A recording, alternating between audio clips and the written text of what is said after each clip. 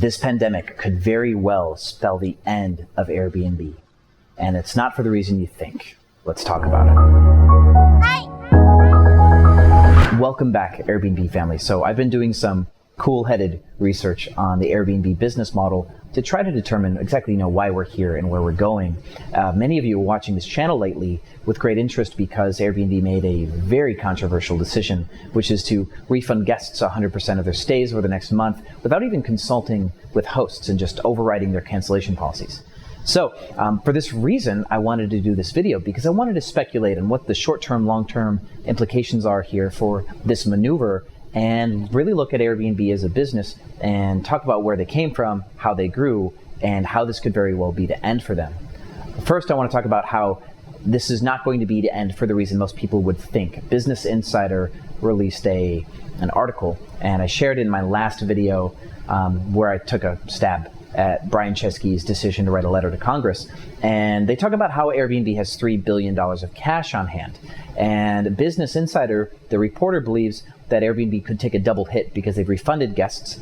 And if it is somehow ruled that Airbnb owes hosts for overriding their cancellation policy, Airbnb would then have to pay hosts out according to the cancellation policy. This could actually happen in some Twilight Zone scenario.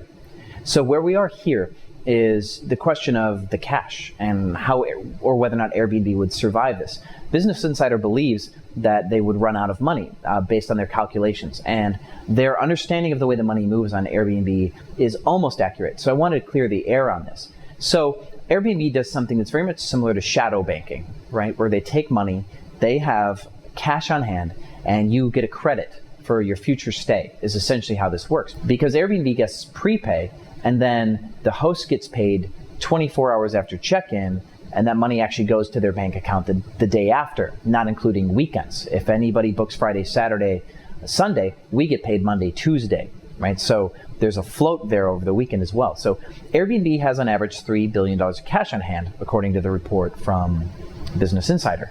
Now, this comes from guests who have prepaid for their stays. That money floats for however long the prepayment is for until it lands in the host's bank account later. And that's why they ride this wave of $3 billion in cash. So Airbnb just gave back people's money, right? They gave back all that money that would have gone to hosts. So that money is no longer in the float, but has kind of left the business and gone back to of course, the consumer. Now, Airbnb also has a burn rate, and I don't know what that burn rate is, but they of course have customer service staff and a C-suite to pay for and engineers and all sort of operating expenses. And that's why they charge their 11% service fee on regular reservations and 12.9% service fee on Plus. And then of course we get a 3% card transaction hit for all payment processing because people pay by card online. So they're not eating that 3%. It gets carried on over to hosts. They did say that they'll pay that 3% to all hosts who change their cancellation policy to flexible as an incentive to make more flexible listings for travelers to feel more comfortable in this whole pandemic. But there's a lot of hosts actually reporting that they're not giving hosts the 3%. So that's probably a bug. They mean to give people their 3%, but it's a fail. So hosts are going to have to go after Airbnb for that. But that's tangential. Let's digress. So what we have here is we don't have a full $3 billion in cash anymore. We probably have, say, 30 to 40% of that cash on hand because Airbnb burns through millions of dollars a month in reservations. And so all the people who've prepaid for, March 14th through April 14th, they don't get refunds. Or they do get refunds and that money left. All new bookings won't get refunds according to the extenuating circumstance policy unless it actually applies, like you actually have to be sick. People who've canceled after the 14th, they may have full refunds, they may not, depending on the cancellation policy for Airbnb for the window after the 14th. But what's happened is, so all these people have canceled for the next 3, 4, 5 months in the future, but then there's been a lot of bookings back. We have students in our Hosts of Airbnb Automated Facebook page that reported that they've gotten up to about 70% of their lost revenue back. So Airbnb is still charging 11% on 70% of that revenue. So I'm estimating that even though Airbnb lost probably ballpark about 80% of its reservations over the next 3 months, we've got about a 30 to 50% bounce back because some places are just hit all over the world, like Italy there's places that are quarantined. So my students are mostly US here, so that 70% return for some cities does not reflect the greater world. So let's just say that they dropped down to about like $1 billion in cash on hand and then had a 30% or 50% bounce back.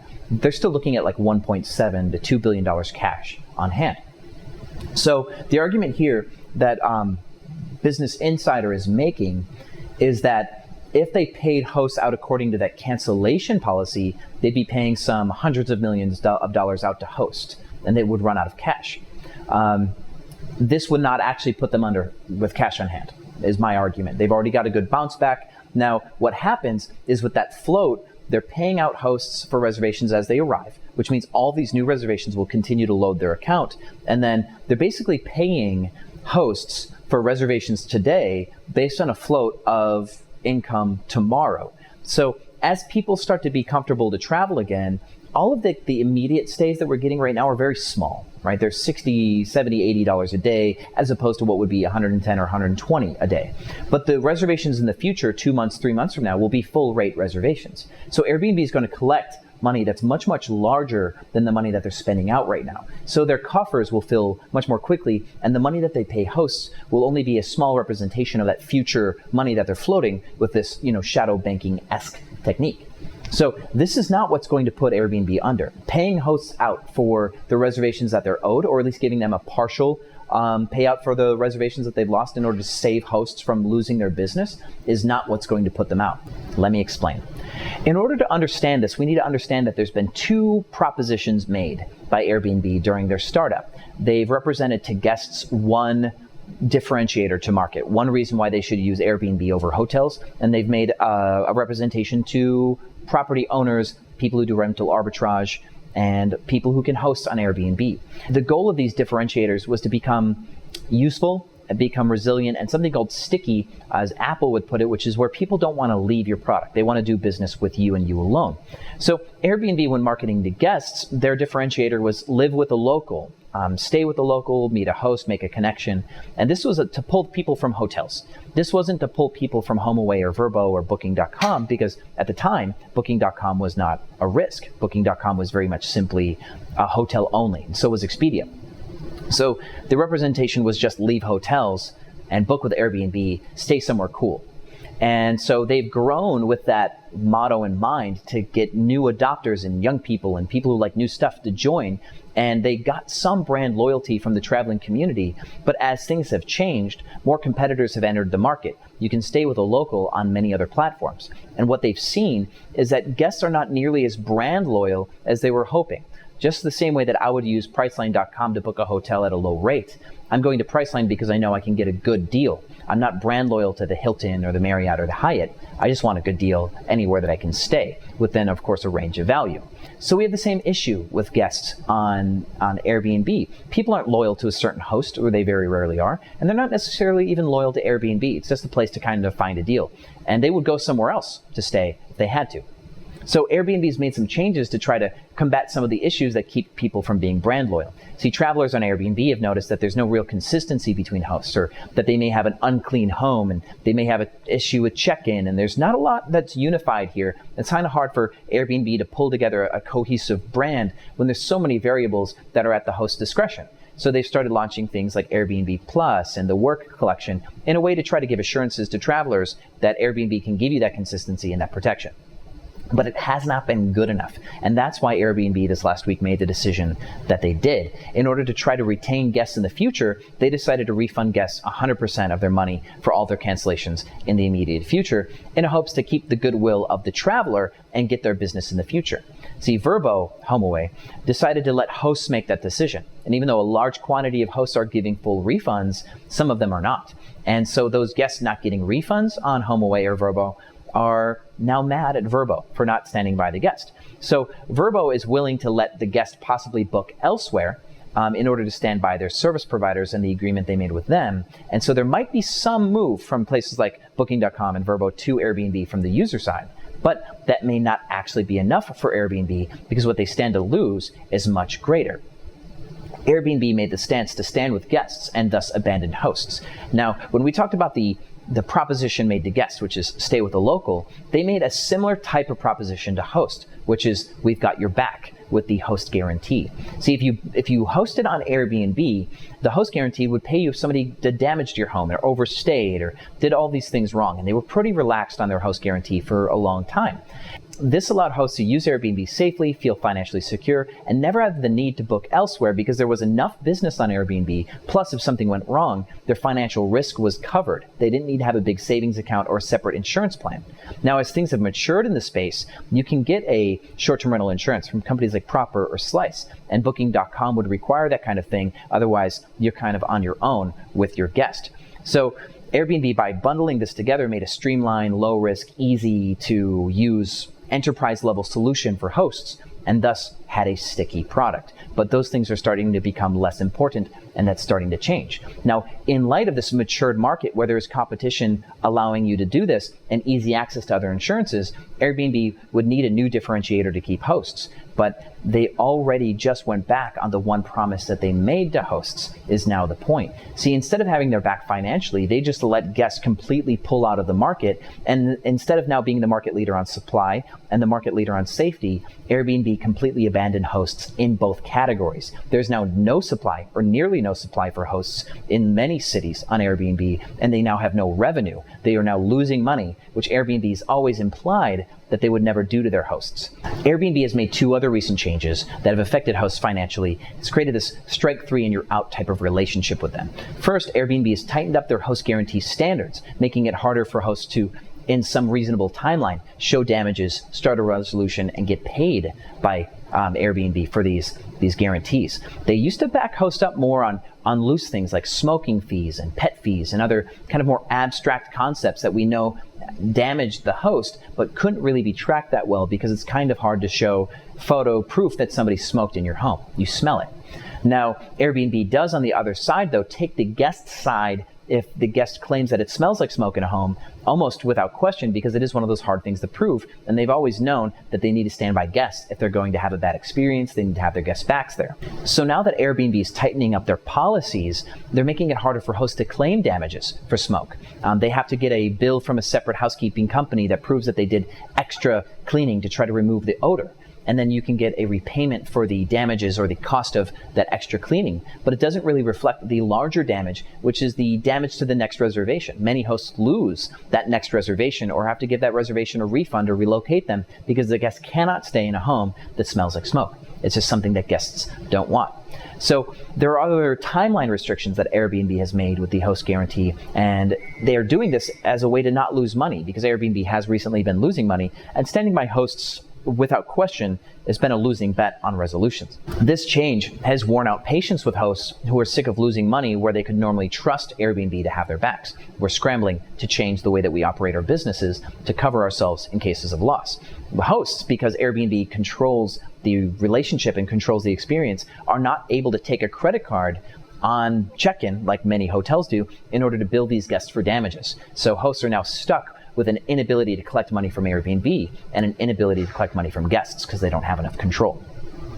Third, Airbnb just launched a new algorithm as a way to try to prevent parties. And this comes because there were some deaths in California at an Airbnb home, and the world wants to know that Airbnb is making some key changes. But ill-timed again, in the face of this pandemic and this coming, recession and bear market that we're in, Airbnb is now making it so some guests cannot book on Airbnb. What it's doing is guests under the age of 25 cannot book an entire home within the next 48 hours. But there are hosts on our Hosts of Airbnb Automated Facebook group that are reporting that guests who are trying to book as much as a week or 10 days away still can't book entire homes. So Airbnb's system is failing hosts and preventing people from booking when they need the revenue the most. You combine all these financial transgressions against hosts, and now Airbnb has lost the confidence of their host platform. So what was the case where Airbnb had complete loyalty from Airbnb users, where they could just get all their bookings on Airbnb and not risk losing money? Now in this drought of bookings, they all realize that they need to be multi-platform,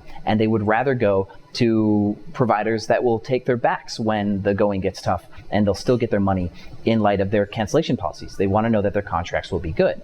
So what this is going to do to Airbnb is all the best properties, all the professional hosts that know their worth are going to start booking on Booking.com or on Vrbo or on Expedia. And what we're going to see here is that Airbnb is actually not going to get first dibs on these properties because of the way that people book on Airbnb. See, data shows from a company called Kigo, who I've had a conversation with. They're a platform to list on multiple, they're a software to list on multiple platforms. Data shows that people from HomeAway book, 6 to 9 months in advance. People on Booking.com usually tend to travel internationally, so those people are more farther in advance. And Airbnb tends to be the more last-minute platform where people book largely within 30 days, and if not then within 60 days, because they're typically smaller groups, more last minute. So all of the best inventory, the big homes, the ones that will surely get booked no matter where they are, those big homes that were only on Airbnb for now will now get booked on Vrbo and Booking.com because those people book further in advance. So now all those big homes that were loyal to Airbnb and only getting their bookings on Airbnb will now be getting all their bookings on Booking.com, HomeAway, and Vrbo much farther in advance, filling up about half of or 70% of their calendar before Airbnb even gets their customers to see those calendars. So Airbnb is going to notice that it's going to have like the third or fourth round on filling those calendars up. And so all the best properties that always get booked, 70% of that revenue, the transaction revenue, is going to go elsewhere. So Airbnb is going to see constriction in new revenue from their best properties, leaving only the lesser properties available on the Airbnb platform, lowering guest experience, making Airbnb less the first go option because all the good stuff is already taken, and losing their customer loyalty anyway. So this is my research and my personal experience as an Airbnb host for a few years. I would love to hear your thoughts. If you agree, disagree, want to add new information to this conversation, let's talk about it in the comments. I'm still trying to figure out where all of this is going to go, so I want to present this to you, so that way maybe you can teach me something and I can figure this out as well, because hosts all over the world want to know where we stand and where we should go and what we should do. So for more information on this, we're keeping up every single day. Subscribe for more. Make sure to like this video, share it with your host friends or anybody who's thinking about getting into the short-term rental space. And once again, thank you for watching Airbnb Automated, and I'll see you on the other side.